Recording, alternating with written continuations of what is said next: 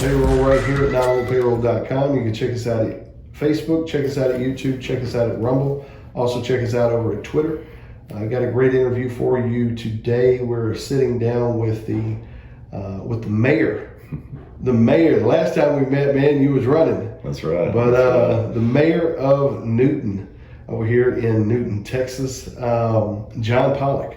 John, I really appreciate you taking time. Yeah, appreciate you taking time. Obviously, there's a lot going on in the community. Yes. You know, a lot of good things. A lot of there's been some dust stirred up a little bit over some things going on. But let's specifically get to the point about the ordinance that you guys are actually in the process of. Okay. You have an ordinance that's actually a revision or a replacement for a prior ordinance. That's correct. And this new ordinance is 2308, I think it is. Yes.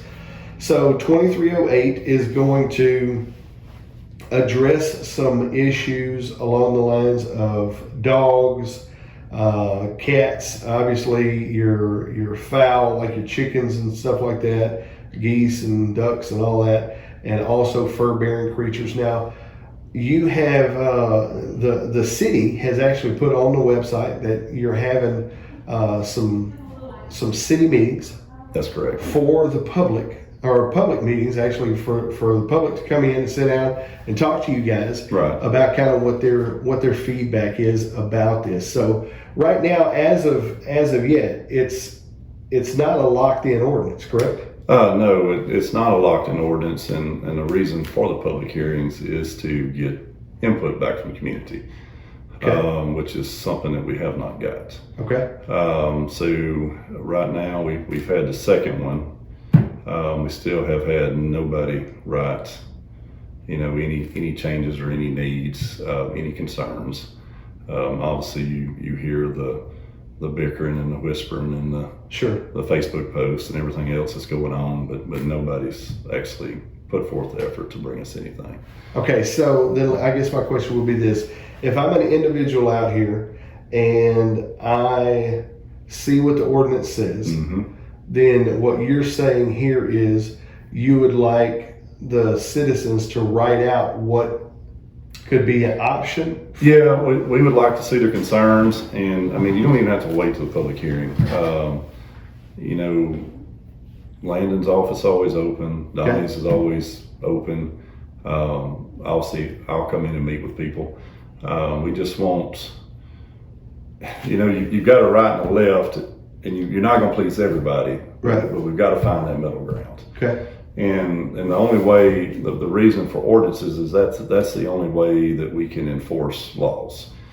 And seeing the fact that we don't have a dog pound, right? We have to go about it a different direction. Gotcha. And we have had some issues here in the city, with dogs, obviously, and everybody knows about it.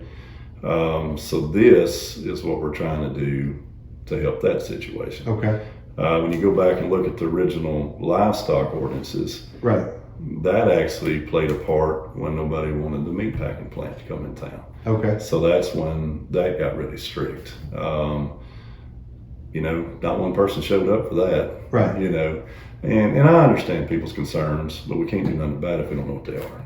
All right, so let me ask you this. Would it be, so on the nose, this ordinance is to address specific issues in and around dogs? Yes, yeah. So really chickens and fur-bearing animals are really, because I guess my question would be this. If we're going to look at a log of the police department's log, they're being called more out on dogs than on attack chickens, probably. Well, yeah, exactly. So your chicken ordinance, all that falls into play because, we do have people may not believe we got chickens that do run around wild. Sure. and it is Newton. Yeah, it is Newton. And it's just like I've always said, you're only as good as your neighbor. Sure. We're not going to fly a drone over your house. Right.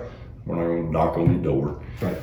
If you got a neighbor that's complaining and you've got 40 chickens and 3 roosters. Yeah. In a small confined area that's not being taken care of well, then we're going to need to look at it. Sure. But overall, from what I've heard from everybody, the amount of chickens that everybody has, the amount of land that everybody has, there's not going to be any issues. And there again, it comes down to actually enforcing it. But we have had a problem with the dogs, dogs attacking people. Get calls on that. People keeping an extreme amount of dogs in a neighborhood that shouldn't be. So those are things we got to address because it is affecting our neighbors. Should it be considered to just I don't know, omit the part about the fowl and the fur bearing? I mean, just because to be honest with you, it doesn't seem like anybody's in any disagreement about. And I know, or at least I'm trying to recall here, but I think there's at least some ordinances about vicious dogs. Well, there is. Or labeled vicious dogs. Well, no, it's not labeled. So if we did go that route, and if you have any dog that's deemed by the state a vicious animal, then you'll have to come down here and buy a permit for that animal and register with the city. That creates a whole nother group of problems. But we know that people have pit bulls, different dogs that aren't mean. A lot of times dogs are as mean because their owners teach them that way. So we didn't want to go down that road because then you affect people you don't need to affect. I mean, I know some chihuahuas that would bite you. You know. Sure. So that they could, but you know, when you look at the state registry, they're not a vicious animal. But some of them can be. So we didn't want to go that route. So that's actually a little bit more lenient than what you think it is. That's how Hemp Hill does it. Gotcha. For instance, on the fowl, what we did do after the last meeting, a conversation was overheard, and Donnie went there and immediately has already, changed the ordinance to allow roosters, and we also put in there, I mean, if your neighbor don't care you have 50 chickens, I mean, we don't care. But we also got to take care of your neighbor too as well. So, and that's what it boils down to.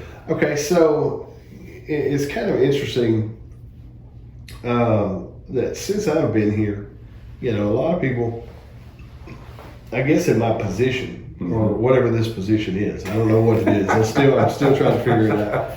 But whatever this position is, sometimes I find myself in conversations that quite frankly can become uncomfortable because people are like trying to tell you all of this mysterious stuff that's going on. Information on it. It's Bohemian Grove elements, here, and this type of thing. But I'm sitting here. I've heard a number of people mention that there's a fear about coming down to City Hall. There's a fear of the city manager. They never hear what you have to say. They just respond emotionally and get twisted off and this type of deal. You being the new mayor, you've been on the city council for a long time. But you being the new mayor, how do you communicate to a public that's communicating these thoughts? Now, I mean, because I think on one hand, if we just automatically go, that's a complete lie. That's a lie. That's not the truth. That kind of plays into what they're saying. Well, but you can't do that. You've got to look at everything. And, people do get upset over different things, obviously. Sometimes things may not go their way, may not go our way. But what I do want the community to know is our door is always open. And if they have been concerns of that, which I haven't heard them personally, obviously, because that's how that normally works. We want everybody to know that they can come here. And that's the whole reason you're here. That's why we're doing this interview. If that wasn't the case, we wouldn't be having this interview, I guess. Well, and not only that, I was kind of getting to the point that it's interesting how this is a tape that's out here on the street. By some, not all. Because I haven't talked to everybody. At the same time, by some, this is what's carried around. But the interesting part to me is that it seems like with this ordinance situation, it is really much a dialogue and almost like you guys are wanting a collaborative effort with the community. We do, absolutely. To the point to where, the manager is sitting here trying to make edits to the ordinance as you guys are talking it out. He absolutely did. And Donnie's, obviously got a heart for community. I mean, gosh, he's been here forever. And, Landon's doing a good job. I mean, all these people here is doing a good job. And we want the city's input and the customers. And because at the end of the day, that's, they're our customers, and, but we want people to feel like they can come here and talk to us. And that's the whole purpose behind them public hearings, because of course there was a gripe that, the last one's at 10 o'clock or whatever. But, we had one at 3:30, we had one at 10, and then the next one's going to be at 5:30. And that's going to be on August 22nd. 22nd. Yeah, so even in that, we're trying to appease everybody. Different working schedules. Different workings, and that's what we're trying to do. Yeah. And I hate the perceptions that. Right. And I know Mark always tried to visit with people. He tried to be proactive too. Right. But I just want them to come talk to us. I mean, that's all they got to do. And so, we want to change that perception. Okay. So with the last two meetings that you've had, you obviously had people show up at both of those meetings and voice their opinions. Oh yeah. Okay. So when you make the statement that no one has provided you guys anything to look at, are you guys basically needing something on paper? Is that what you're thinking? Yeah, we need it written down, because really what everybody's done is come in. It's I was at the second one, I went at the first one. Okay. There was more ordinance bashing, I could say. Okay. And you can't do anything with that. Right. So we need information. We need to know what you'd like to see changed. We need to know why you would like to see it changed. And when you make this change, just don't say, we need this omitted or taken out. You've also got to look at the middle road, like I said before. Sure. And we're obviously not communists and everything else we've been called. But we want to take care of the community and everybody in it. Sure. And you got to think, man, for 6 months, all we heard from a certain group was, we got to do something about the dogs. Yeah. And then we finally get this going. We did hit a roadblock with what we was working on with the people we was working with. So you had to step back, switch gears, start over. Yeah. Somebody's got to do all that legwork, and that's Donnie. And so he's got to get all that done. Well, then once we get rolling with it, then here we are back with people on the backside of it. So that's where we got to find the middle, whatever that takes. Right. So, and we're not trying to run over anybody, take anybody's rights away. It's nothing like that. Right. And I did ask for the strictest ordinance, which was Canton's. Right. But we had to have a template to work off of, and of course it matched most of everything we already had. Yeah. So, it's just, we need people's opinions, but we need it written down. Gotcha. We can't see it on Facebook. Right. We don't want to hear it from Miss Jones at the grocery store. Right. We need it written down. Gotcha. And the gentleman, that's easy enough. It is. And the gentleman I had a visit with, we had a good visit after the last meeting. But I will say I did give him a pen and piece of paper and ask him to write stuff down. He didn't do it. Yeah. So, that's kind of where we had it. But Donnie did overhear the conversation and made a change. Yeah. So anything that'll tell you how much he's trying to work for everybody. Sure. So, sure. Is there anything that you want to get out to the public, maybe that just in your short time so far, that you want to maybe set straight or communicate? Mainly it's just what I keep hearing about, not being able to visit with people down here. I want to make sure people know that me being the new mayor, obviously I've got a good relationship with everybody down here. I just want to change that. I want to be sure that people, I've already had several meetings here in this office, and I'll take off work and come down here and meet with you. That's why I'm here. Right. Because when you take these jobs, people's got to remember that we're a servant to the public. We're not necessarily getting paid for it. We don't have to do it. Everybody on this council is wanting a betterment of this community. Right. And whatever that takes to change that image, we want to be sure we do it. Because hey, we want to be the best little town, best council, in Texas, and that's what we're going to strive for. And but it's going to take communication, and that's from the public, too, as well. And so, I think that's an interesting you know, thinking about it, you know, just right on the nose of this thing, it's not. It seems like that makes sense. Mm-hmm.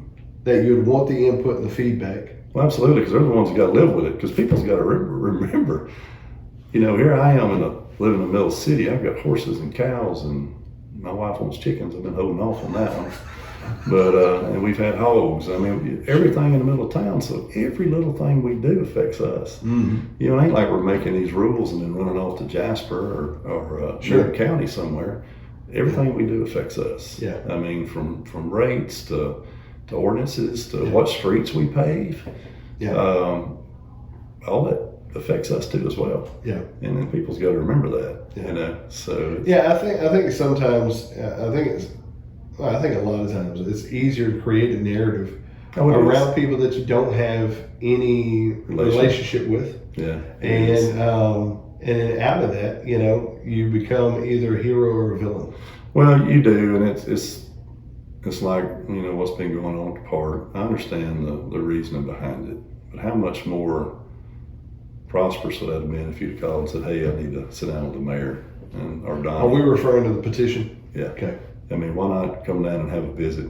You Right. know, so everybody knows what's going on. Yeah. Because of course, when you look at that thing, which I thought I had it sitting here, it's in the other office. When you look at that thing and you don't know what you're looking at, it can be confusing. And it also can be, you know, where it's like you're taking citizens' rights away. Right. But when you really dig into it and you take the ordinances already existing, you know, then it starts making sense. Yeah. So, you know, it's just the way it is. Yeah. So. Well, very cool. So you didn't take the job for the pay. It's a thankless job.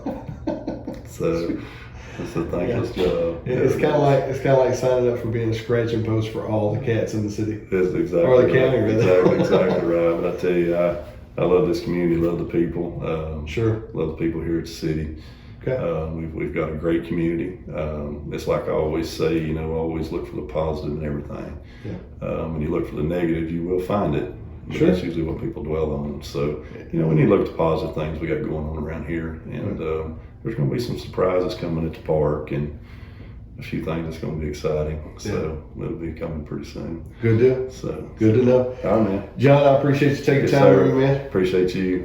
You. Ladies and gentlemen, you've been listening to Not on the Payroll right here at notonthepayroll.com. If you like this type of content, we ask you to like, share, and subscribe. And hey, you heard it right here first. Love your community and continue to do the work. Thank you.